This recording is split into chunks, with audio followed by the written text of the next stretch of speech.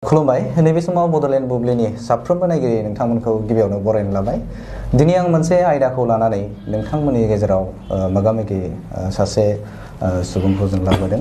बिथांजों माखासे बाथ्रा आथिखालाव सोलिबाय थानाय ट्राइबेल बेल एन्ड ब्लकनि माखासे बाथ्राखौ जों सावरायगोन। बिथाङानो जादों Assam state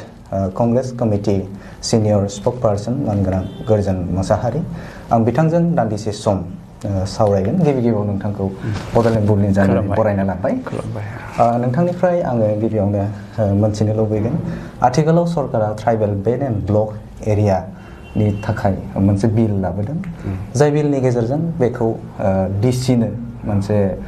power mandatory पावारनि function बेखौ होनाय जाबाय। दा बे हिसाबाव नोंथाङा सासे ट्राइबेल बे हिसाबाव मा फोरमायनो नागिरगोन बेनि सायाव? गिबिथारावनो आंबो APCCनि सिनियर स्पक्स पार्सन महरै आरो BTC कंग्रेसनि इनचार्ज महरै बडलेण्ड बुब्लिनि गाहाय सुजुगिरि नोंथांनिसिम खुलुमनाय जासिदों आरो साबायखर थाबाय आंनो दिनैनि बे मोजां सुबिदाखौ होनायनि थाखाय। एक्चुअलि नैबे ट्राइबेल बेल एन्ड ब्लक एरियाखौ दिनै माखासे माने मावनायनि आयदाफारिफोरखौहाय डिसिनि आखायाव हरनाय माने स्टेटनो हगार हरफिननाय आरो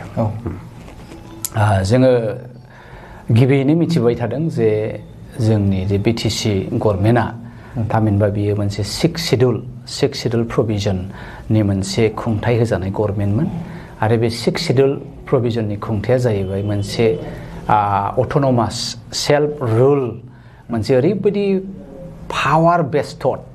भारत सरकारा बे सिक्स सिडुल बे सासनखौहाय ओरैबायदि होदों, बियो गावनो हारसिङै सासन खालामनो हानाय स्टेटफोर बायदि पावारफुल मोनसे गभर्नमेन्टखा आरो दा बेवहाय इमिडियेटलि BTCखौ जेब्ला BPFआ सालायदोंमोन, बेनि उनाव जेब्ला UPPLआ मोनो, बावहाय जों मोनसे हथात सोलायनाय मोननायाव जों एक्सेप्ट खालामनो हाया जादों। एक नाम्बार खोथायाव आङो जोंनि रायजो राजाफोरनो मिथिहोनो लुबैनाया बे, आरो संखेबैनो बुंगोन आं, नाजागोन। बे ट्राइब आरो ट्राइबेल बुस्थुखौ जोंनि मानसिफ्रा मिथिनाया गोनां। गिबियावनो जोंनि मानसिफ्रानो मिथिया जे ट्राइबेल आरो ट्राइबा मा बुस्थु। बे ट्राइबेलखौ लानायाव जोंहा बोरसो ना अभिशापसो, बे जिनिसखौ जोंनि मानसिफ्रा मिथिया। जेनेरेलि सिगाङाव मिथिगौमोन, खारन गोजौ थाखोनि मानसिफ्रा ट्राइबेलफोरखौहाय मुगैयोमोन। गोदो जों जेब्लानाखि क'क्राझार गभर्नमेन्ट हायार सेकेन्डारि माल्टिपार्पस स्कुलाव फरायोमोन, जोंहा बे क'क्राझारावहाय मोनसेल' मोजां हटेल दंमोन, बे जाहैबाय निराला हटेल। बे निराला हटेलाव जोङो सम सम बिदिनो क्लास ब्रेकआव सारि पिरियडनि टिफिन जायो। बे समाव जोङो फैनानै बिदिनो थान्दा बरफ जानाय नामैनो दै लोंफैयो, मा लोंफैयो। जेब्ला जोङो निराला हटेलाव हाबनानै दै लोंनो नागिरो, अब्ला निराला हटेलनि मेनेजारा जोंखौहाय, जेब्ला जोंथ' ट्राइबेल मानसि, जोंथ' जेबो बुजिया, उन्दै मानसि गिलास मोनदों नालाय जों खुगायाव गब सोगोन आरो लोंगोन। औ, अब्ला जोंखौ मुखतना देबि बाबु, मुखतना देबि, जों आसरित मोनोमोन। उन्दै गथ' जों एंब्रा गब लोंनानै ब्लड खारोमोन जोङो। दा बेनो आरो मोनसे समावहाय ट्राइबेलफोरखौहाय गाहाय नोजोरजों नायोमोन, बियो साव बायदि। खिन्थु दिनैहाय ओरैबायदि इन्टारेस्टिं, गासिबो मुलुगानो एन्टायार सिस्टेम, एडमिनिस्ट्रेसन सिस्टेम, भारतआवनो जा गुबुन जायगायावनो जा, आरो स्पेसियेलि भारतनि खोथाखौ लादो, इण्डियानि खोथाखौ लादो, जे ट्राइबेलफोरनि फारसेसो नोजोर बोबाय थादों। मोनसे समाव बेंगलिफ्रा खांख्राइ जानो रोङामोन, मैखुन जानो रोङामोन, खेरा दाफिनि जानो रोङामोन, हाग्रानि मैगं मोनलाखौ जाफिननो रोङामोन, आरो थालिर मैखुनखौबो जानो रोङामोन। दिनै बिथांमोनहा ओइ कलार फुलटा खुन जागारफोरा, ओइ खाख्राटा खुन जागारफोरा, ओइ सब्जिटा खुन जागारफोरा, बे जुदि ट्राइबेल एरियानिफ्राय फैनाय बा हाग्रा ओनसोलनिफ्राय फैनायबा बिसोर मा सानगोन, इट जेनुइन, ट्राइबेला जेनुइन। दानिया बे बाथ्राया नोंथाङा बेखौ सोंदों दे दिनै डिसिनि आखायाव हगारनाय। दा बे डिसिनि आखायाव हगारनाय जिनिसाथ' बिराद मोनसे ड्रामाफोर बायदि जालायलांबाय। एफा गोबाव बर' जाथिया उदां बर'नि थाखाय दावहा नांबाय, आरो बे दावहा नांनायनि फिथाइयानोथ' दिनै BTCमोन, नङा होमबा? आरो BTC खुंथायावथ' जोङो बेबायदि डिसिनो हरनाय मानायनि जेबो खोथायानो गैयामोन, नङा होमबा? बड'लेण्डआनो गावहानो बेयाव सेक्रेटारियेट लुबाय, खारन बे सिक्स सिडुलनि नियमानो बेनो। सेक्रेटारियेटखौ मानो लुखो? बे एसेम्ब्लियाव मा जाहैबाय, लेजिस्लेचार, आयेन बानायनाय पावार दङ जोंहा, सेल्फ डिसिसन मेकिं पावार दङ जोंहा। दा बे जिनिसा, बेनि थाखायनो जोङो एसेम्ब्लिखौ बानायदों। आरो दिनै बे एसेम्ब्लि थासेयावबो दिनै 16था मानि डिपार्टमेन्टखौ जोङो डिसिनो हगारनाय माने स्टेटआव हरफिननाय, मासिग्राब माबा दुखुनांथाव बाथ्रा जाबाय। दा बेखायनो आं बेखौसो बुंनो सानदों, दा बे खामानिया जोंनि दिनैनि गभर्नमेन्टनि,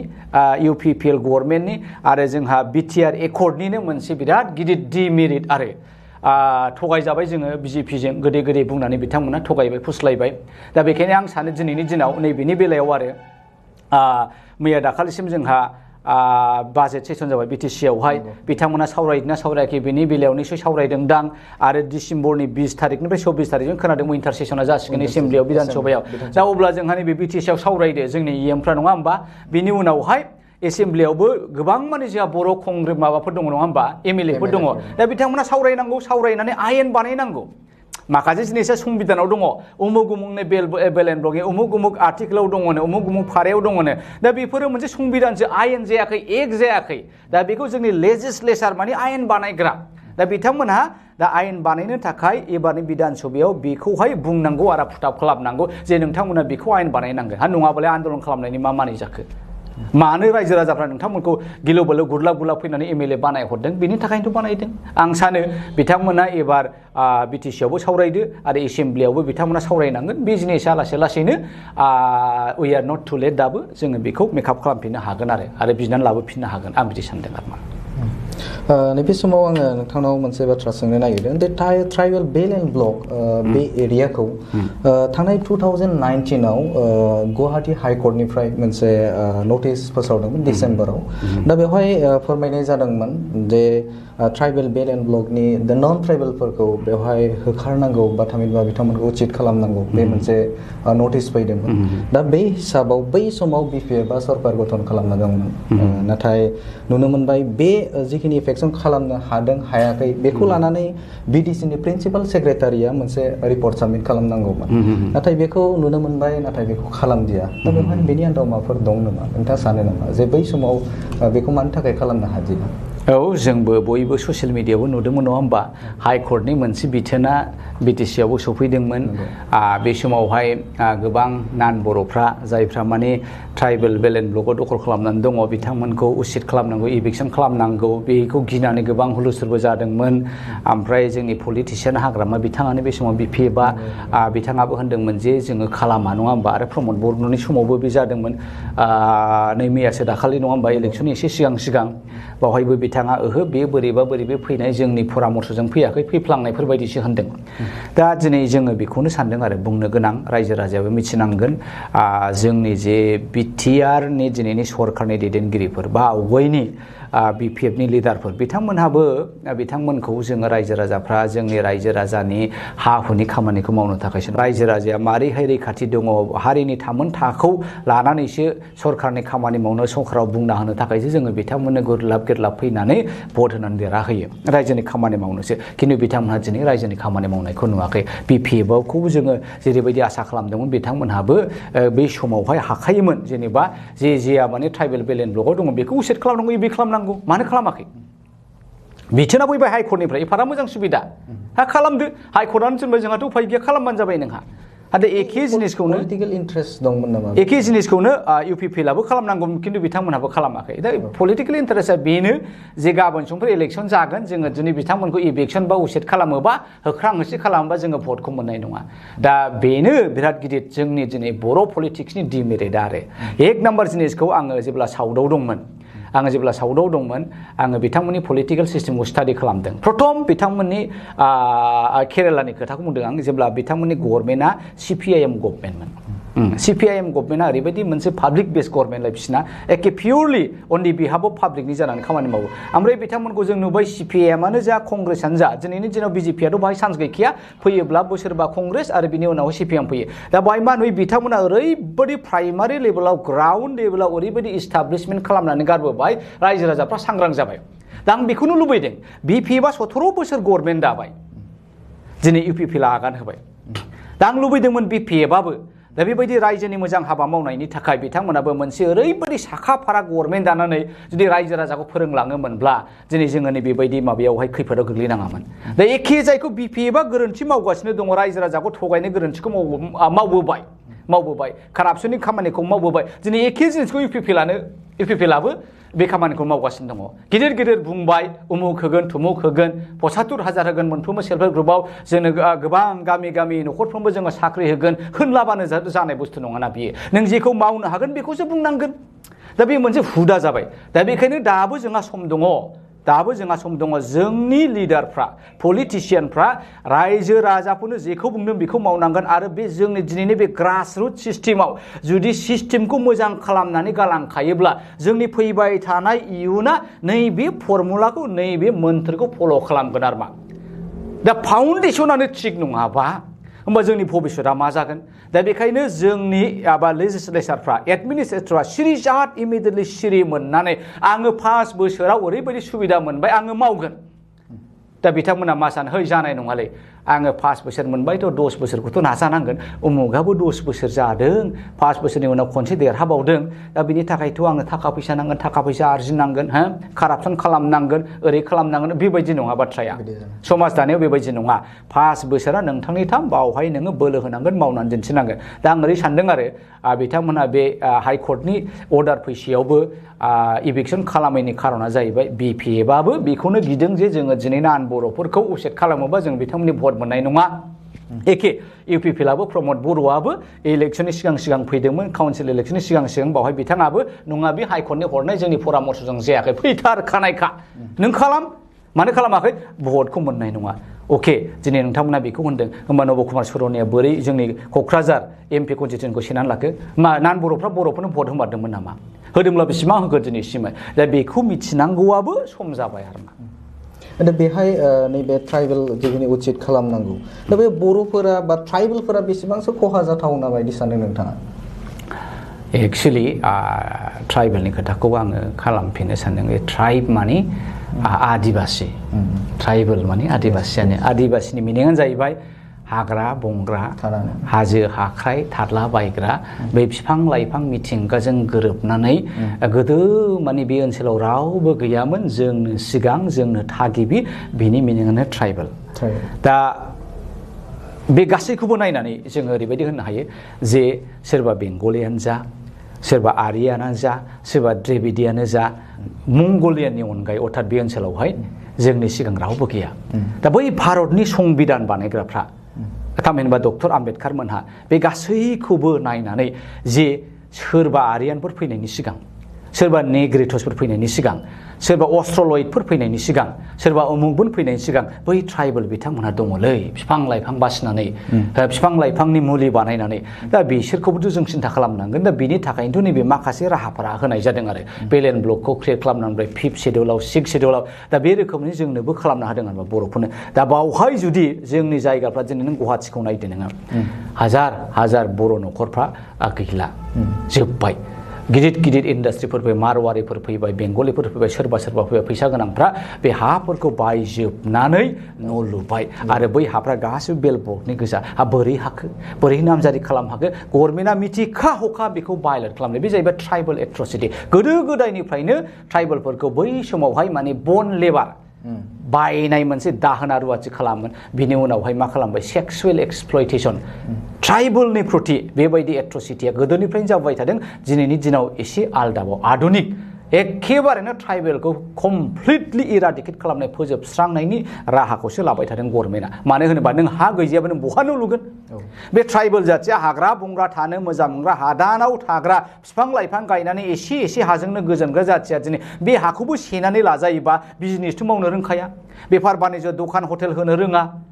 साख्रि बाख्रिखौबो जोङो मोनाबा दिनै बा आसामाव एग्रिकालसार बायदियावहाय बोसोरावहाय सिट 2 गाहामल' मोनो ट्राइबेलाव एग्रिकालसार खथायावहाय अब्ला जों बहा मा साख्रि मोनगोन दा बे गासैखौबो नायोबा एक्चुअलि दिनैनि दिनाव जोंनि बे ट्राइबेलफोरनि हा हुखौ सेनाय माने ट्राइबेला जोब्बाय आरो बे गभर्नमेन्टखौ दिनैहाय आवगायनि गभर्नमेन्टफ्रा बारा दादा मादा खालामाखैमोन खिन्थु बे बिजेपि गभर्नमेन्टआ एखे हिमन्त गभर्नमेन्टआ दादा मादा खालामथारबाय आखायनो आङो जोंनि ट्राइबेल बिदा फंबाय बिब' बिनानाव नोंथांमोनखौ खावलायनो सानदों बर'फोरखौ खावलायनो सानदों गार' राभा बिथांमोनखौ खावलायनो सानदों जे दानि बिजेपि गभर्नमेन्टआ अर्थात Himanta Biswa Sharma direct anti tribal कारण बिथांमोना बामोन गस्टिनिफ्राय फैनाय बामोन गस्टिनि थाखाय हा हु जेबो गैया सोरबा माबानिफ्राय उरिसानिफ्राय फैनाय सोरबा मध्य प्रदेशनिफ्राय फैनाय सोरबा बिहारनिफ्राय फैनाय गोजा बिसोरो दिनै आहमफोरजोंबो एक्सेप्ट खालामजाया बे हिमन्तनि बुद्धि बिथाङा मा खालामदों जे एसामिसफोरनि आहमफोरनि दादागिरिखौ बिथाङा फोजोबनो सानदों बर'नि ट्राइबेल दादागिरिखौ फोजोबनो सानदों सोरनिबा मुस्लिम मिया दादागिरिखौ फोजोबनो सानदों बिथाङा बाहाय मोनसे मर्सा सरकार खालामनायनि मोनसे पलिसि बेखायनो ट्राइबेलफोरखौ एटाक खालामजोबबाय हामला खालामजेनबाय ट्राइबेलफोरनि हा हुखौ सेनानै गुबुनफोरखौ सोजोबबा लासै लासैनो मा जाहैबाय ट्राइबेल केरेक्टारा थानाय नङा बे ट्राइबेल केरेक्टारनि बेलायाव नोंथांनि बायदिबा एन्टि ट्राइबेल बिथाङा हेमन्त बिश्व शर्माया एखेबारे नाम्बार 1 एन्टि ट्राइबेल आरो बिथांनि मावनायफ्रानो एन्टि ट्राइबेलनि गेजेराव जादों खारन जोंहा मोनसे क्राइटेरिया दङ ट्राइबेल जानो थाखाय उमुक उमुक उमुक क्राइटेरिया दा बै क्राइटेरिया जेनेबा एम्फौ एनला जाग्रा आबाद मावनाय थागिबि ओमफ्राय बेफोरबायदि माबाफोरखौ नायोब्ला दिनैनि जे जोंनि हा हुखौ सेनानै लानाया जेनेबा जोंनि हाखौ फानलाय बायलाय खालामनो मोनो बे हा फानलाय बायलायाथ' बे ट्राइबेलफोरनि केरेक्टार ट्राइबेलनि अनगायै रावबो बायनो मोना जेब्लानाखि बेखौ डिसिनि आखाइजों खालामजेनबाय जे ट्राइबेलनि अनगायै गुबुनफ्राबो बायनो मोनो फाननो मोनो अब्ला मा जाहैबाय बे ट्राइबेल केरेक्टार गैला थारमाने 10 बोसोरनि उनाव 15 बोसोरनि उनाव ओरैबायदि जासिगोन जे बाइकखौनो बै समनिफ्रायनो ट्राइबेल केरेक्टार गैखाया गोदोनिफ्राय हा हु बायलाय फानलाय खालामखादों अब्ला मा जाबाय ट्राइबेल केरेक्टार गैला बाहाय बर'आबो गैया अब्ला सोर ट्राइबेल थाबावनो दा बेखायनो एखे कमप्लिट माने ओरैबायदि mastermind design Himanta Biswa शर्माया बिजेपि गभर्नमेन्टआ ट्राइबेलफोरखौ फोजोबनो नागिरदों बेखौ होबथानायनि लामाया मा जागोन होबथानायनि लामाया खोब सिम्पल जोङो एमएलएफोर मानो हरो एमएलएफ्रा जाहैबाय आयेन बानायग्रा लेजिस्लेचर नङा होमबा आयेन कानुनखौ बिसोर बानायो संबिधानाव ओरैबायदि 5 शिड्यूलनि लिरनाय दङ 6 शिड्यूलनि लिरनाय दङ उमुक आर्टिकल उमुक माबायावहाय फारायाव ओरैबायदि लिरनाय दङ दा बे लिरनायल' दा बेखौ आयेन बानायनांगौ एक्ट बानायनांगौ बिल बानायनांगौआ जोंनि लेजिस्लेचरफोरनि खामानि आरो मा बेनि सायाव रायजो राजानि रला मा रायजो राजानि रला ओरैबायदि इन्टारेस्टिं आन्दलनखौ नांगौ गणतन्त्रआव आन्दलन जाय हारिया गैया बे हारिया जोबलांगोन गणतन्त्रआव जाहैबाय रायजो राजायानो किं मेकार नालाय दा बेवहाय मा जायो गणतन्त्रआ रायजो राजाया जेब्ला हज्रेगोन हब्लागोन बे सरकारा खोनासंनो गोनां जायो बेखायनो जोंनो मुभमेन्टखौ लागातार नांबाय थागौ मुभमेन्टजों आरो जोंनि गभर्नमेन्टजों सोमोन्दो थानांगोन जायखौ गाव मावनो हाया जायखौ गाव बुंनो हाया जेनेबा बे बिजेपियाव थाबाय बिजेपिनि माबा एसे बिरोधि बुङोबा गाज्रि मोनजागोन अके मुभमेन्ट टिमि दङ नों सिगनाल हर होख्लायदो नोंसोर होख्लायबानो उफाय गैया बे इस्युआ बाहाय इस्यु जागोन अब्ला जों बुंनो मोजां जाबाय आरो मा दा बेखायनो रायजो राजाहाबो मा बुंनांगौआ बेनो जे जोङो स्टुडेन्ट इउनियन दङ दिनै जोंहा स्टुडेन्ट इउनियना कमप्लिटलि पलिटिकेल फ्रि जानांगौ आरो मा बिथांमोना सोरबाया दिनै दङबा डिस्ट्रिक्ट एबसुआ दङब्ला इउपिपिएलजों लोब्बा दङबा बिसोरखौ एखे फोरसा थफ्ला बोननानै आनसलिक डिस्ट्रिक्ट अफिसनिफ्राय थिनहर थांदो आदा थांदो फंबाय नों बाहाय दा थासै बे एबसुसो स्टुडेन्ट इउनियनसो छात्र सन्थानि संगठन जोब्बाय बाहाय खुनु पलिटिक्स गैया आरो बिथांमोना बे पियर गोसोजों मावनांगोन आरो 5 बोसोरनि बारा बिथांमोना थानो मोना 5 बोसोरनि बारा थानो मोनब्लानो बिथांमोना पलिटिक्स खालामो दा बेखायनो जुदि बे स्टुडेन्ट इउनियना सिगांनि रलखौ गोथारै लाफिनोब्ला बाय खुनु खेमथा गैया गणतन्त्रआव जे ट्राइबेलफोरखौ बर'फोरखौ गार'फोरखौ राभाफोरखौ थगायनो बेनो लेजिस्लेचर आरो पाब्लिकनि कानेक्सना इन्टार कानेक्सन आरो जयैसो जोङो इउनाइटेड वी स्टेन्ड होननाय बायदि जोङो जोंनि हारि जोंनि हा हु जोंनि थामोनथाखौ रैखा खालामनो हागोन आरो मा नोंथांजों गोबां बाथ्रा जोङो सावरायगोन आरो लोगोसेनो गोबां बाथ्रा नायगिरि बिथांमोननो जों मोनथिहोगोन नैबे समाव दान्दिसे सम हारि राव बासियालासे राजखान्थि रांखान्थि अरायबो उदां आरो सैथो खौरां नोंथांजों लोगोसे बड'लेण्ड बुब्लिखौ फल' खालाम बाक्सा जिल्लानि सिङाव थानाय बासबारि रेन्ज बेकि जंगल उड्स रिजर्ट मानास नेशनेल पार्क बे समायना रिजर्टआव नोंथांमोना बर'नि ट्रेडिशनेल फुड्स गोथाव अमा बेदर सावनाय एवनाय लकेल दाउ बेदर बोरमा बेदर बायदि बायदिफोरखौ मोनजानायजों लोगोसे बाहेरायाव थानो थाखाय टेन्टनि सुबिदा दङ bonfire jeep safari rafting elephant ride tea garden walk आलादा एसि गोनां खथानिबो सुबिदा दङ बे सुबिदाखौ लानो थाखाय नैबे नाम्बाराव फन खालाम 910-174-9562 एबा 9707-614-012 आरो 986-483-2734 मोनसे गोजोनथाव खौरां गोजोननि नोगोर क'क्राझाराव थानाय बाजार इन्डिया आरो एमआरएम हस्पिटाल साखाथियाव बड'लेण्ड थेरापिस्ट सेन्टाराव थुब्ला ब्रह्मआ गुबुन गुबुन रोखोमनि सानाय सुनाय गोनां सुबुंफोरनि थाखाय फाहामथाय होनाय जायो जेरै जान्जि सानाय हान्थु सानाय गोदोना सानाय आदै सानाय आफादावदै सानाय जानजि जरा सानाय खर' सानाय सिनस्रि जरा सानाय बैफोरबायदि सुबुंफोरनि सानायफोरखौ फाहामथाय होबोगासिनो दं सोरबाफोर बे बेरामाव गोग्लैनाय सुबुंफोरा बे खाबुखौ लानो हागोन गोबां मिन्थिनो थाखाय नैबे जानबुं नङाव फन खालाम 9974030738।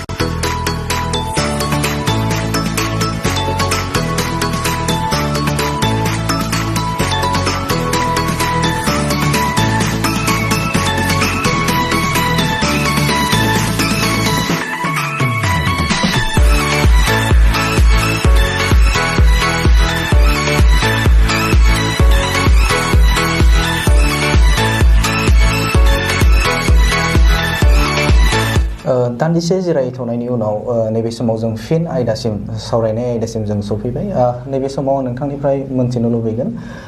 नैबे फरेस्ट एरियाखौ लानानै जों सावरायगोन नोंथांनाव मोनसे जों सोंथि सोंनो लुबैदों बेवहाय आथिखालाव नैबे बिटिआरनि सिङाव थानाय गोबां फरेस्ट ओनसोलफोराव हाग्रा सिफायनानै न' लुनायखौ नुनो मोनदों दा बेवहाय बे आयदाखौ होबथानो थाखाय बिटिआर सरकारनिफ्राय थांनाय फरेस्ट डिपार्टमेन्टनिफ्राय नैबे रुनिकाटा फरेस्ट एरियायाव बेहाय न'खौ सिफायनोबो होनाय जाबाय नाथाय सोंलुआ बेसो जे माखासे नैबे मेलेमजिबिफोरा मोनसे सोंथिखौ खालामदों जे बिदिबायदि जोंनि सम्पद जाय जोंनि मानास नेशनेल पार्क बेनि अनगायैबो जोंहा रायमना बे जाबाय गोबां दङ दा बेनि अनगायैबो फरेस्ट एरियाफोरखौ सिफायना जुदि न' खाबाय थायोब्ला अब्ला जोंनि इयुना मा जागोन आरो बेखौ जुदि नोजोर होयोब्ला जोंनि सम्पदा मा जागोन दा बे बिथिङाव नोंथाङा मा बुंगोन थेंक इउ बे इस्युखौ लाबोनायनि थाखाय खोब मोजां मोनदों आं बुंनोसो ओरैसो सानदों नोंथां फंबाय बे मोनसे ट्राइबेलफोरनि इन्टारेस्ट बिफां लाइफां हाग्रा बंग्रा सिफायनानै रायजो जानाया गोदोनिफ्राय फैबाय थादों ओमफ्राय बे हेबिटखौ दाबो सोलायनो साना हा हु नांगौब्ला थांनानै थानोबा आबाद मावनोबा बिथांमोना मोनसे जायगानिफ्राय गुबुन दाबसेयावहाय शिफ्टिं काल्टिभेसन होनो आरो बे जाहैबाय फरेस्ट डुइलार्स गोदोनि मोनसे केरेक्टार आरो दाबो बे बर'नावल' नङा आदिबासिफोरनावबो दङ दा बावहाय आं मोनसे रायजो राजानो मोनसे इन्टारेस्टखौसो खोन्थानो नागिरदों सनारखा एक लहारखा मोनसे खोथा दं आरो बर'फोरनि आखुआ ओरै जायो माने सनारखा टेंके देबाय खिन्थु लहाजों खनसे दामब्ले आरो सनाखौ देग्लियोबा गोबां खेब बुनांगौ नङा होमबा खिन्थु लहाजोंबा खनसेनो दामब्ले दा नैबे एखे रावाव आं ओरै होनो सानदों जोंहा नैबे टाउनाव क'क्राझाराव बेंगलनिफ्राय फैयो सोरबा धुब्रिनिफ्राय फैयो सोरबा हा गैजायिफोर बेसाफ्रा प्रथमाव बिसोर ओरैनो साहा फानबायगोन प्रथमाव बिथांमोनहा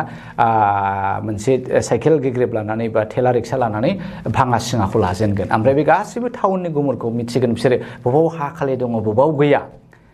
बोसोरनै बोसोरथाम थागोन लकेलजों फेमिलियार जागोन आरो बिथांमोना गुमुर मोननायनि उनावहाय लासैनो प्लास्टिक बनानै दारहा बनानै बे जायगाखौ आवग्रिगोनसै ओमफ्राय बेनिफ्रायनो थिं लुलांसै उमुक लुलांसै ओमफ्राय बे हाया 5 बोसोर 10 बोसोरावनो बेनो आधा फुवा 1 फुवाखौ बिथांमोना आवग्रिनानै जोंनि क'क्राझाराव मोनसेबो हा खालि गैला हाया आधा फुवाल' खिन्थु बिनि टाउननि भेलुआ दिनै लाख कौटि ओमफ्राय बर'आ बेखौ फसाया ओहो आंनो बे जाया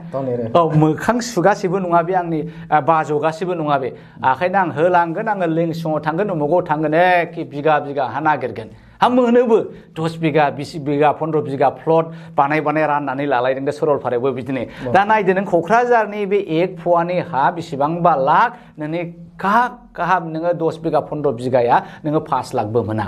आरो फानलाय बायलाय खालामबाबो लेखा जाया कागज जाया अब्ला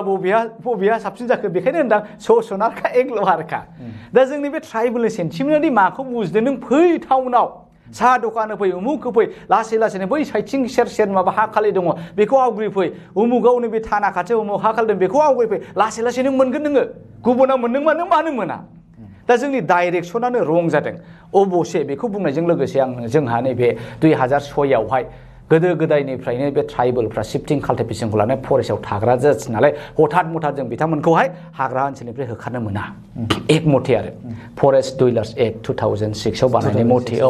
दा बावहाय आयेनखौ सम बानायबाय थायो जोंनि थाखाय खिन्थु जोंनि ट्राइबेलफ्रा सांग्रां नङा आरो जोंनि ट्राइबेल दैदेनगिरिफ्राबो सांग्रां नङा जानला मोनला इभिक्सन खालामनो हाया ट्राइबेलफोरखौहाय दिनै चिराङाव खालामनो लादों जोंहा फरेस्ट मन्त्रि बिथाङा साबधान जानांगोन बिथाङा नंगौ जोङो बादा होगोन बिफां लाइफां दाननानै एवनानै जोङो एक्चुअलि रायजो जानाय माने फरेस्टआ धंस जानाय जोंनि भबिष्यतआ धंस जानाय ग्लबेल वार्मिं बारा जानाय मानसिया थांनानै थानाय परिबेसन फैनाय नङा इट्स अके खिन्थु फरेस्ट डुइलार्स माने बे फरेस्टआव थाग्राफ्रा बै फरेस्टनि फिथाइ सामथाइखौ मोननायनि मोन्थाय दङ बिफां लाइफांखौबो मोननायनि मोन्थाय दङ दा आसाम गभर्नमेन्टआसो बेखौ खालामाखै मेघालया खालामदों मालाय बे ट्राइबेलफ्रा बे फरेस्टनि अंखखौ बे गाव मोनो गाव फाननो मोनो गायनोबो मोनो फिथाइ सामथाइखौबो बाहायनो मोनो खिन्थु बावहाय जोंनि मानसिफ्रा अबसे रोङाखै बेबायदि गाया जोंनि ओजोंनि बे आसामनि ट्राइबेलफ्रा एकबारे धालाय बिफांखौ दानफायजोबनानै अना खाना लांदां खालामो बे हिसाबै बिथांमोना जायाखै दा बावहाय मा खालामनांगोन जोंनि डिपार्टमेन्टआ बिथांमोननो गियान हैनांगोन जे फरेस्ट डुवेलार्सफ्रा मा खालामो हाग्रायाव थाग्राफ्रा हाग्राखौ बासायाबा हा नोंथांनि ट्राइबेल गुना बहा थाबावखो हो हाग्रायानो गैलाबा नोंनियाव नों बनि ट्राइबेल जाखो एवजोब्बाय नोङो दा नैबे बाथ्रायावनो आं सोंनो लुबैदों जे बेहाय जोङो नैबे मिडियायाव नुनो मोनदों गोबां खौरां बिजोङाव जाखिनि बेवहाय सान्तिपुर एरियायाव जाखिनि जायगायाव बे एफेक्सन जादों जाय जायगायाव माने नैबे फरेस्ट एरिया बिथांमोनखौ जायगा नैबे न'फोरखौ बोखारस्रांदों दा बे जायगायाव नोजोर होयोब्ला गोबां बिफां लाइफांखौ हाग्रा बंग्रा दानफायजोबनानै बिथांमोना आबाद बेवहाय मावदों बे जायाखै बेयो बेसेबां नोंथांनि थाखाय गनायथाव बेयो जायाखै बिदि खालामनो मोना नोङो फरेस्ट डुवेलार हाग्रायाव थाग्राबाबो बेबायदि बिफां लाइफांखौ धालाय फारसेनिफ्राय गुबुन फारसे दानफायजोबनो मोना एवजोबनो मोना जुदि नोङो ट्राइबेलबा बाहाय बिफां लाइफां जिब जुनार बिसोरजों मिलायनानै थानो रोंब्लासो नोङो फरेस्ट डुवेलार हाग्रायाव थाग्रा जागोन नङाबा नों हाग्रायाव थाग्रायाव नंखाया दा दिनैनि जुगाव आधुनिक जुगाव बे हाग्रायाव थानानै रायजो जानायनि बेबायदि परिबेस गैया दा बेखायनो जोंनि गभर्नमेन्टआ उफाय गैया बादा होनांदों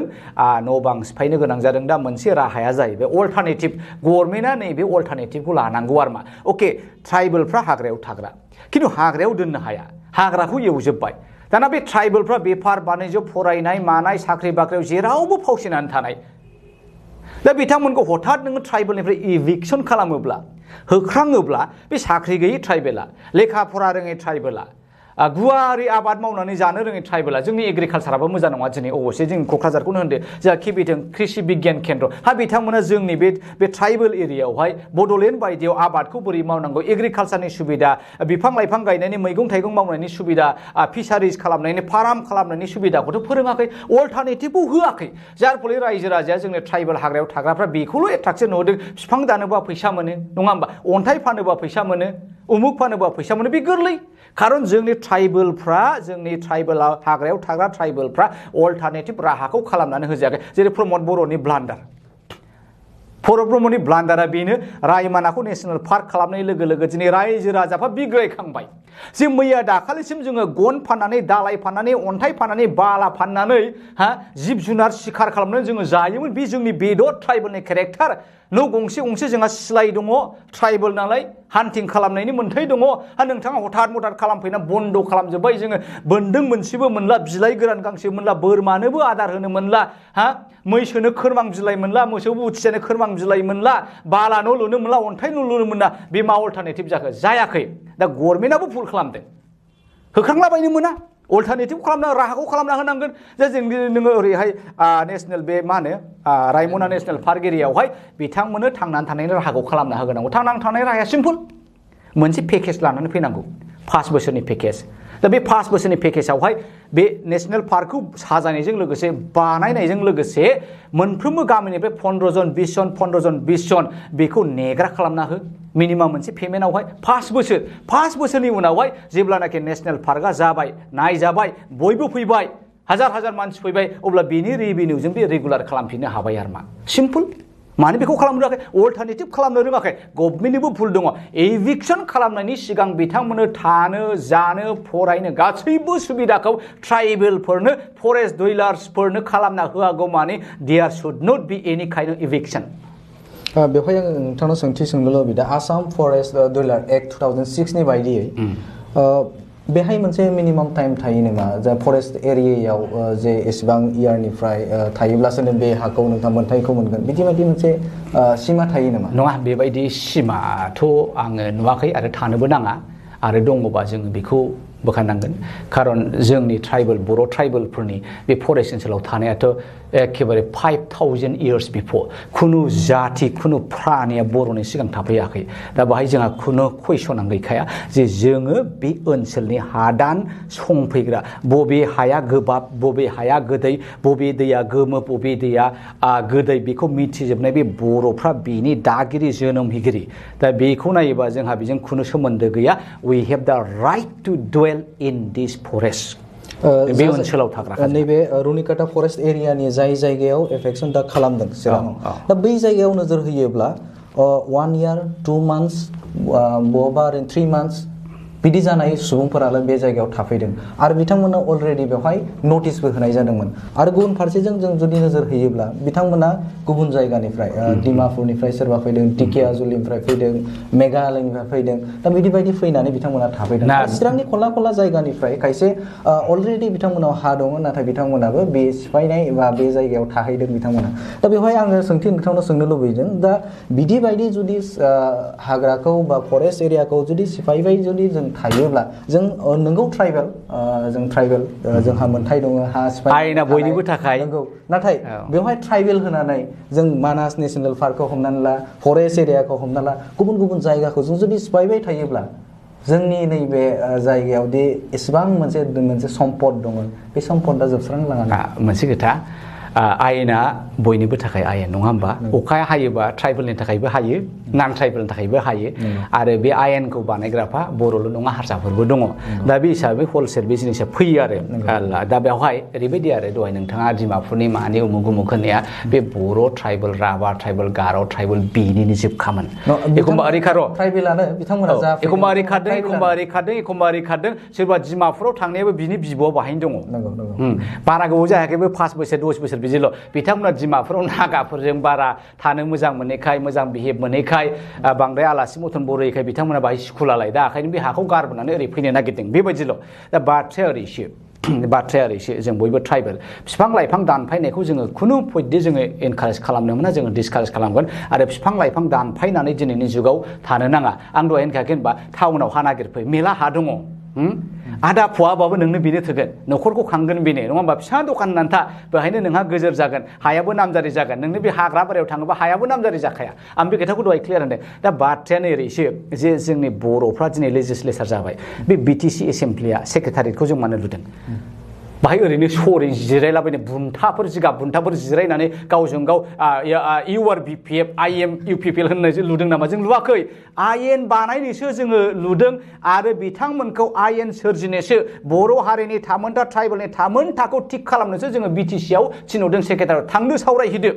दा बे समस्याखौ बिथांमोना फोजोबनांगौ बाहाय खुनु डिउरेसननि खोथा थानो मोना गासिबो बर' गासिबो राभा गासिबो ट्राइबेलानो बे हानि मोन्थाय दङ दा बिथांमोनखौ मा अल्टारनेटिभ होनानै थानायनि जायगा होयो बे गिदिर खोथा मोनसे बिराद गिदिर खोथाया जोंहा जन एंथि खाथारा जेब्ला क'क्राझाराव दं बिथाङा बुंलांदों डिमापुरनिखौ फैनो हो खारन बे बिटिसिआवहाय ट्राइबेल एरियायावनो ट्राइबेलनि पपुलेसना खम फैनो हो कार्बि आंलं मानो दिगदार होदों कार्बि भाइफोरखौलाय थानो मोना बेखौ होनाखै आं खिन्थु फैजायोबा फैनो हो दा बिथांमोना फैनानै थानो थाखाय जोंनो जायगाखौ खालामना होनांगौ हाफोरखौ लिगेलाइज खालामनांगौ ट्राइबेलसो बिथांमोना अब्ला बर'फ्रा मोनसे जायगायाव ज' जानाय माने बे बर'खौ बावहाय बे कनस्टिटिउसन वाइज बे ट्राइबेल कनस्टिटिउन्सि बियो नन ट्राइबेल कनस्टिटिउन्सि आरो नै डिलिमिटेसना फैबाय थायोबा जेराव बर' कारेक्टार ट्राइबेल कारेक्टार गैया बेखौ सोलायगोन जेनेरेल खालामगोन अब्ला जोंहा मा लाब जाखो दा बेफोरखौ नायोब्ला जोंनि इएमफ्रा जोंनि एमसिएलएफ्रा जोंनि लेजिस्लेचार आयेन बानायग्रा इमिडिएटलि खारनांगौ थांनांगौ जायगाखौ लकेसन खालामनांगौ जे कार्बि आंलंनिखौ जों बाहाय दोनगोन डिमापुरनिखौ जों उमुगाव दोनगोन जों उमुगनिखौ लिंसङाव दोनगोन बै हाग्रा सेर दोनगोन मोनसे आयेन खालाम फरेस्ट डुइलार्स हाग्रायाव थाग्राया मा हाग्रानि कारेक्टार थानांगोन मोनसे गामियाव एथ'था बिफां गिदिर थानांगोन एथ'था बिफां फिसा थानांगोन आरो जिब जुनारखौ गावथारनो मोना मोनसे सिजन जोङो होगोन हान्टिं खालामनाय सिखार खालामनाय बेफोरखौ मानो बानायना लानो रोङाखै आसामाथ' नायफिनखाया खिफुद्दा जेबो रोङा बिसोरो एसामिसफ्रा खारन बिथांमोना बै समाव राजा नङा बर'फ्रासो सासन खालामबोदों बेखौहाय दा जोंनाव राजानि आत्मा दङ आगसि आगदा आगसिजों बांगालखौबो लागोन आगदाजों सोरबा बाङालिखौबो लागोन सोरबा नेपालिखौबो लागोन बर'आ बेबायदिनो रायजोथ' खालामदों हाग्रामानाव बे कारेक्टार दङ प्रमनाव बे कारेक्टार गुबुन जाथिनाव गैया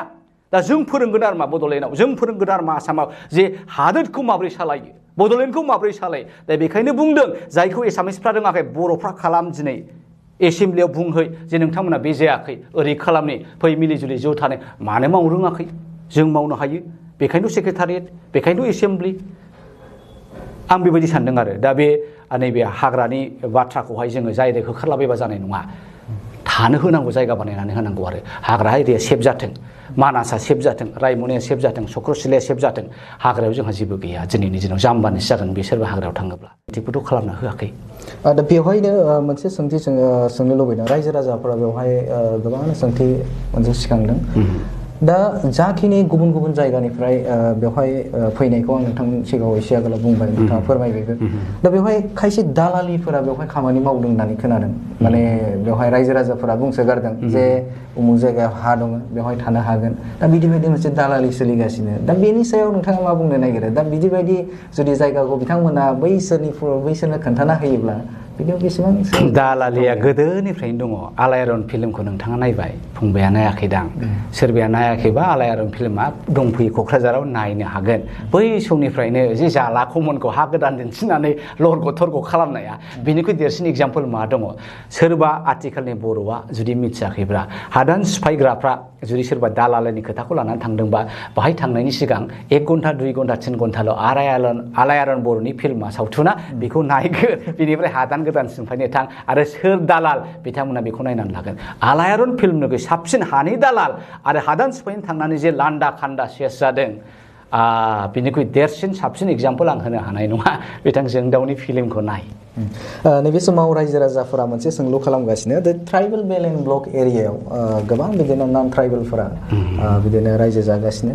दा बिथांमोनखौ होखारालासिनो दा नैबे बर'फोरखौ होखारदों होननानै बेवहाय गोबां बर'फोरा माने जोंनिसिम मोनसे सोंथि दैथायहरदों दा बे हिसाबाव नोंथाङा मा बुंगोन बे जोङो बिटिसि एरियायाव दिनै इभिक्सनखौथ' जोंनि ट्राइबेल हाग्रायाव थाग्राफोरखौल'सो होखारदों जोंहा हाग्रायाव थानो मोननायनि मोन्थायानो दङ बेखौ थरलि प्रपारलि एक्सप्लेन खालामा गारा मानो इभिक्सन खालामदों आं दहायनो होनखादों इभिक्सन खालामनो मोना अल्टारनेटिभ राहाखौ होग्रोनांगौ बिसोरो फरेस्ट दुइलार्स माने हाग्रायाव मावनो दांनो हाग्रानि सम्पदनि सायाव जोंहा मोन्थाय दङ अन्थाइनि सायाव जोंहा मोन्थाय दङ आंनि एरियाखौ आं फाननो मोननांगौ खिन्थु एखे गोसो बायदि जिसिबि लांनानै दामफार लांनानै एखे गारि बे नङा आरो मा मोनसे आयेन खालामना होनांगौ आरो मा आयेन खालामना बेखौ आसाम गभर्नमेन्टआ थैले बिले खालामा जोंसो खालामनो थाखाय दिनैनि बे लेजिस्लेचारफ्रा जायफ्रा एमएलए जानानै थाङो बिसोरो डिमान्ड खालामनांगौ मेघालयनि बायदि खालामना होथोंना गावनि सम्पतिखौ बे अनगोन दा बे आरो मा दा बेखायनो आङो बावहाय आरो मा बुंबावनांगौ सानदों जोङो हाग्रा बंग्राखौ एवनाङा खिन्थु एखे समावनो दिनै बर'खौ इभिक खालाम ट्राइबेलफोरखौ इभिक खालामनानै दिनै बेल एन्ड ब्लकआव जे मेला नान ट्राइबेलफोर दङ बेखौ मानो खालामाखै बे जाहैबाय कमप्लिटलि बिपिएफआनो जा इउपिपिएलआनो जा बिथांमोना गावसिनि मावनांगौ दायित्वखौ मावनो हायाखै आरो बेनो पलिटिक्सनि बिथांमोना गलाम राजखान्थिनि बिथांमोना गलाम गाबोन देरहाना देरहाया समफोर देरहाना देरहाया बेखौनो लानानै बिथांमोना दिनै बर' हारिनि नेतृत्व होदों दा बेबायदि नखिला लोरबां गिख' मा होनो फायखारि नाजानं मा नाजानं बे बर' लिडारफोरखौ दिनै बर'फ्रा सिनायनांगौआ टाइम जाबाय आरो मा नैबे बिटिआर ओनसोलाव जिहेतु नैबे थांनाय नैबे 16 नभेम्बराव जिहेतु नैबे फरेस्ट एरियाखौ इफेक्सन खालामबाय दा बेवहाय बिटिआर सरकारनि माबा मोनसे थागोन नामा बेवहाय बिटिआर सरकारनि सरकार हिसाबै बिथांमोनानो रिसपन्सिबोल बिथांमोना सरकार थानाय समाव इभिक्सन खालामदों माने बिथांमोनानो खालामदों नाथाय बिपिएफ समाव बै समाव जायाखैमोन बिपिएफआ खालामाखै डिफारेन्स लानो नागिरगोन बर' एरिकायावहाय सोरबा सासे बर' सेन्टिमेन्ट गोनाङा बे बर'नि न'खरखौ सिफायनांगौआबो 100 बार साननांगौ आरो आंनि बेलायाव आं होनदों प्रेक्टिकेलि नांगौबा रिजाइन होगारगोनलै आं बिदि सानो आरो हाब आंनि बर' बिदा फंबायनि न'खौ आं बोरै लान्दा खान्दा खालामनो बे गोजां बोथोराव न' गैयाबा बबाव थागोन बिथांमोनहालाय बानायगोन ना न'आ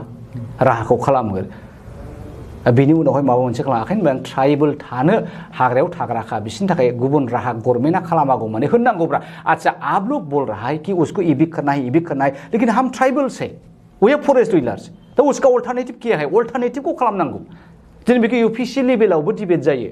लेसनफ्राव फोरोङो आरो मा जे ट्राइबेल एट्रसिटिया बांबाय ट्राइबेल एट्रसिटिया बाङोबा ट्राइबेलफोरखौ हाग्रानिफ्राय होखारोबा बिथांमोननो मा राहा खालामदों दा नैबेखौ खालामनांगौ आरो मा बेखौ खालामागौ माने जोंनि बर' लिडारफ्रा लेखा गोरोंफ्रा पलिटिशियानफ्रा अखां गावजालायजासे बर'लेण्ड नांगौ ना हब्राग्राफ्रा बेखौ होनबानो जाबाय आप लोग ये करो আপনি সকল হিটো কৰি দিয়া তার পাছত ইভিকশন করা না কি করা আমার আপত্তি নাই কিন্তু আপনি হিটো করা নাই যে এই কারণে আমি বড় হিসাবে বড় জায়গাত বা ট্রাইবেল জায়গাত ইভিকশন কাম কৰিবলৈ আমি অসুবিধা লাগেছে আগৰ হিটো আপনি করা होननानै दोनबानो जाबाय ना नोंबो बेखौ माव आंबो अब्लासो बेखौ मावगोन नों मावा आंबो दलद थागोन खोथोब नैबे समाव आङो मोनसे सोंथि सोंनो लुबैदों एसे थांनाय नैबे बिटिसि गोजां बोथोरनि जे बिटिसि एसेम्बलि जानानै थांबाय दा बेवहाय सिगांनि समफोराव जुदि नायोब्ला नैबे बिपिएफ राजखान्थि हान्जाया नैबे एसेम्बलियाव फैयाखैमोन नाथाय नैबे गिबि खेबनि थाखाय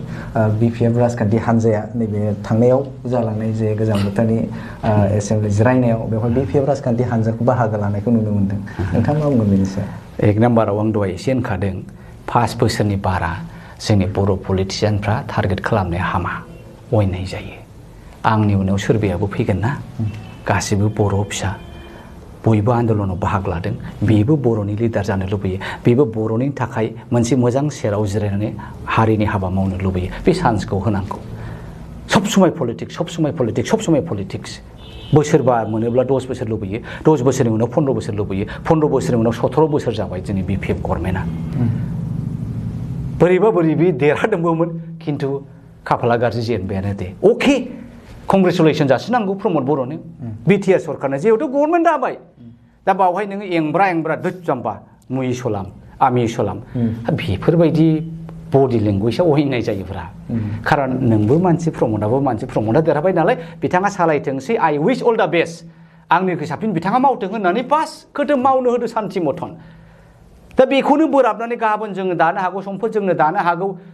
दा बेखौ नेयै बिथांमोना अपोजिशन पार्टिया जुदि अपोजिशन गसङाब्ला मा जागोन जाय हक बे गासैखौबो बिथांमोना बावलायबाय बिपिएफ गभर्नमेन्टआ हाग्रामानि बिपिएफ पार्टिया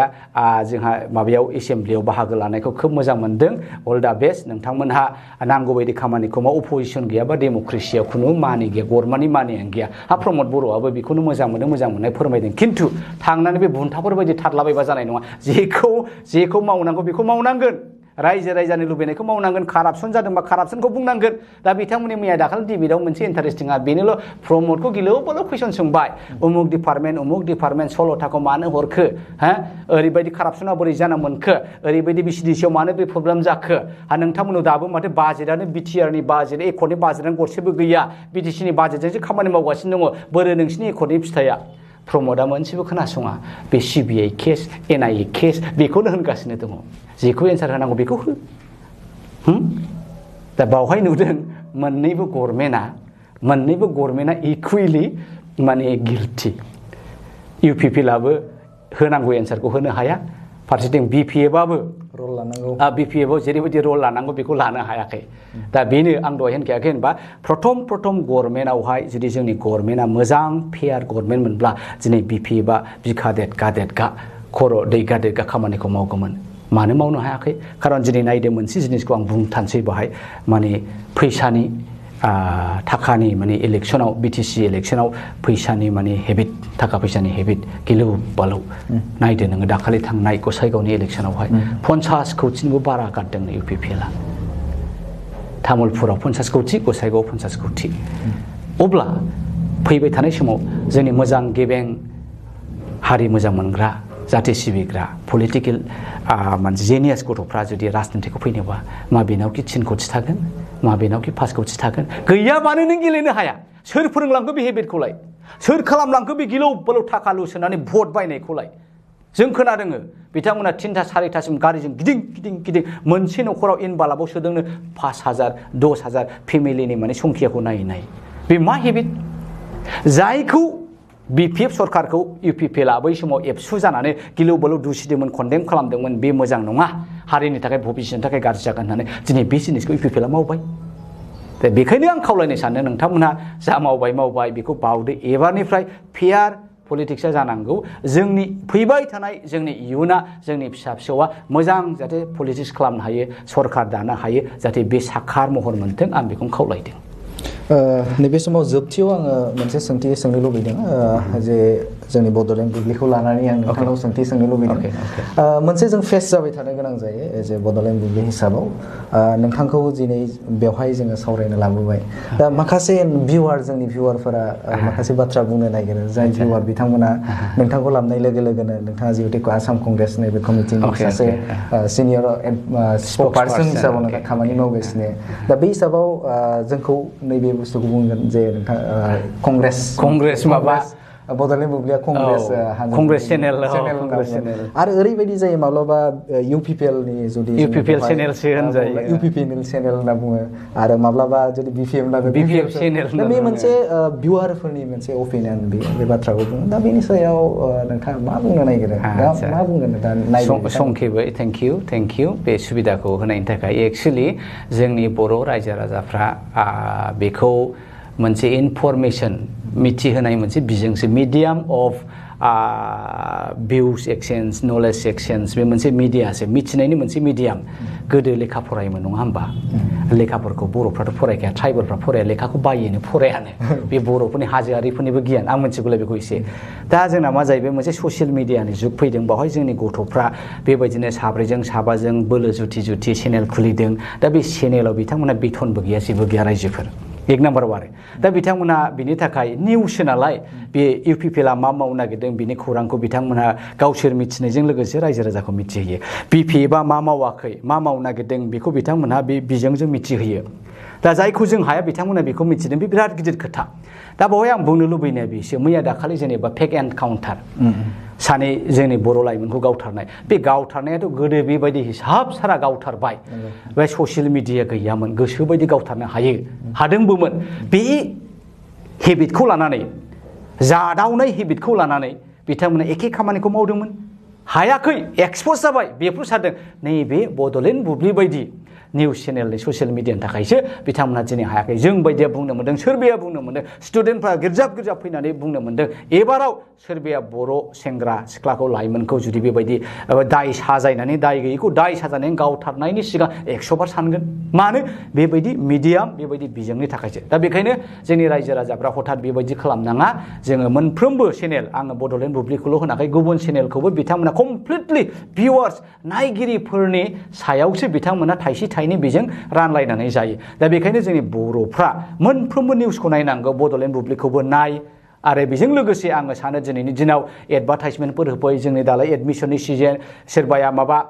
केन्टिन गोदान खुलियो हटेल गोदान खुलियो फिथा दखान खुलियो माबा माबि दखान नोंथांमोनहाबो लाबो एडभार्टाइजमेन्ट होफै बिथांमोनहाबो थाइसे थाइनै मोनगोन नोंहाबो मोनगोन आरो बाहाय मा जायो मोनसे सांग्रांथि आरो समाजा थांनानै थानोबा गासिखौबो नांगौ नङा होमबा जोङो सांग्रां जानांगोन हजाग जानांगोन वी मास्ट बी इनफर्म दा बेखायनो आं सानो जोंनि मानसिफ्रा बेबायदि दुसा दा खालाम जोंनि बे चेनेल ससियेल मिडिया खुलिनाय सेंग्रा सिख्लाफोरखौ जोङो एनकारेज खालामनांगौ जेसे हायो एसे नायनायनि जोंनि थाइसे थाइनैजों बिथांमोनखौ थांनानै थानो हानायनि राहाखौ खालामनो हानांगौ ओरैनोबो दिनै भारत सरकारा बिजेपि गभर्नमेन्टआ साख्रि बाख्रि जेबो गैया फिसा फिसौ बेफार बानिज्य सेस थैथाबजोब्बाय गैला खोथोम जाजोब्बाय खालि टेक्स गोदो बे टेक्सनि थाखायनो ब्रिटिशफोरनि बेरेखायै उदां भारत बिदोंमोन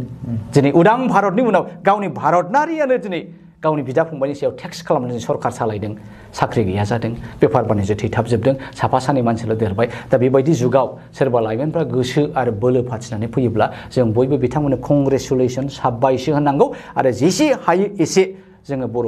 बर'फोरनि निउसखौ नायनानै बिथांमोनखौ थुलुंगा होनांगौ नैबे समाव नोंथाङा जोंनि बड'लेण्ड बुब्लि नैबे स्टुडिय'आव फैनानै गोबां बाथ्रा नायगिरि बिथांमोननो मोनथिबाय लोगोसे जोंनो नोंथाङा फोरमायबाय आं आसा थिदों नायगिरि बिथांमोना गोबां बाथ्राखौनो बिथांनिफ्राय नोंथांमोना मोनथिनो मोनबाय नोंथांखौ नैबे समाव जोंनो दान्दिसे सम होनायनि थाखाय हारिराव बासियालासे राजखान्थि रांखान्थि अरायबो उदां आरो सैथो खौरां नोंथांजों लोगोसे बड'लेण्ड बुब्लिखौ फल' खालाम बाक्सा जिल्लानि सिङाव थानाय बासबारि रेन्ज बेकि जंगल उड्स रिजर्ट मानास नेशनेल पार्क बे समायना रिजर्टआव नोंथांमोना बर'नि ट्रेडिशनेल फुड्स गोथाव अमा बेदर सावनाय एवनाय लकेल दाउ बेदर बोरमा बेदर बायदि बायदिफोरखौ मोनजानायजों लोगोसे बाहेरायाव थानो थाखाय टेन्टनि सुबिदा दङ bonfire jeep safari rafting elephant ride tea garden walk आलादा एसि गोनां खथानिबो सुबिदा दङ बे सुबिदाखौ लानो थाखाय नैबे नाम्बाराव फन खालाम 9104974956 एबा 9707614012 आरो 98648327334 मोनसे गोजोनथाव खौरां गोजोननि नोगोर क'क्राझाराव थानाय बाजार इन्डिया आरो MRM हस्पिटाल साखाथियाव बड'लेण्ड थेरापिस्ट सेन्टाराव थुब्ला ब्रह्मआ गुबुन गुबुन रोखोमनि सानाय सुनाय गोनां सुबुंफोरनि थाखाय फाहामथाय होनाय जायो। जेरै जान्जि सानाय, हान्थु सानाय, गोदोना सानाय, आदै सानाय, आफादावदै सानाय, जानजि जरा सानाय, खर' सानाय, सिनस्रि जरा सानाय बैफोरबायदि सुबुंफोरनि सानायफोरखौ फाहामथाय होबोगासिनो दं। सोरबाफोर बे बेरामाव गोग्लैनाय सुबुंफोरा बे खाबुखौ लानो हागोन। गोबां मिन्थिनो थाखाय नैबे जानबुं नङाव फन खालाम 9974030738।